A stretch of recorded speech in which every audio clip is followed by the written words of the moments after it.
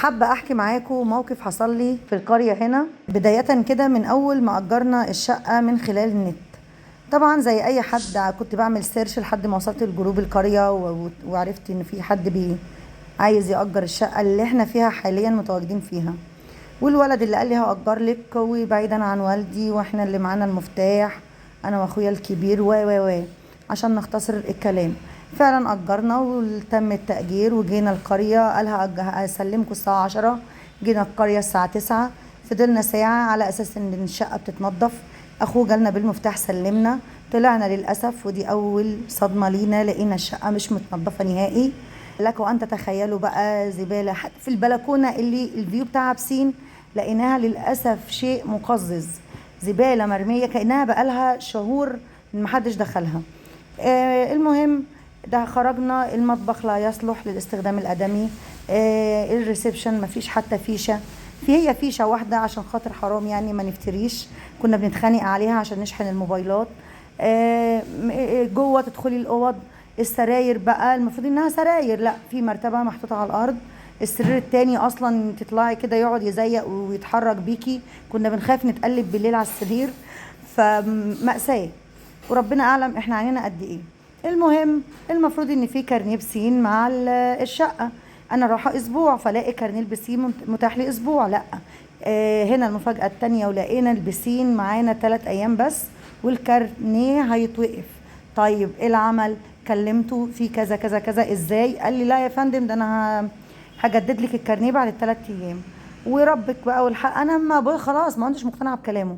حاسه ان كلامه دلوقتي مش صريح، لاني بدايه ان الشقه ما كانتش بتتنضف وفي كده كلام ايه يعني، في شويه تلاعب. المهم قلت له خلاص تمام. سيبنا الكارنيه مكانه عينته. للاسف في ولد معانا خدوه قعد يلعب بيه شويه من البلكونه، وقعه لنا، ضاع الكارنيه. فين على ما اكتشفنا الموضوع الولد خاف يقول. نزل ولاد اختي بقى قعدوا في مأساة وينطوا في الشاليه اللي تحتينا ويدوروا في الجناين في الاشجار لحد طول الليل، واحنا الحمد لله متمرمطين. الشقه تحسوها يا جماعه في حاجه مش طبيعيه، والله بجد ما ارتحناش. اول يوم وتاني يوم كنا في مأساة حقيقيه، لحد ما تاني يوم بقى على العصر كده كنا كل ده بندور ونروح الاداره ونرجع ونشوف الحل ايه. وطبعا بقى يا ريتهم هم بريحونا اللي احنا مأجرين منهم، لا كبروا الحوار. ولا ده كده 3000 جنيه، ولو ضاع 3000 جنيه يا اما انا هروح اشوف حل في الاداره بس هتدفعوا 500 اقصى حاجه. قلنا له تمام بس رد علينا. فعلا جه لحد اخر النهار نستناه يرد، ما ردش.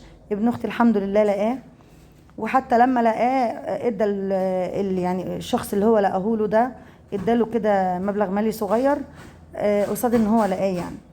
وكلمتهم قلت لهم خلاص الكارنيه معانا كده تمام. قال لا ما ينفعش يا فندم، ده احنا لغيناه.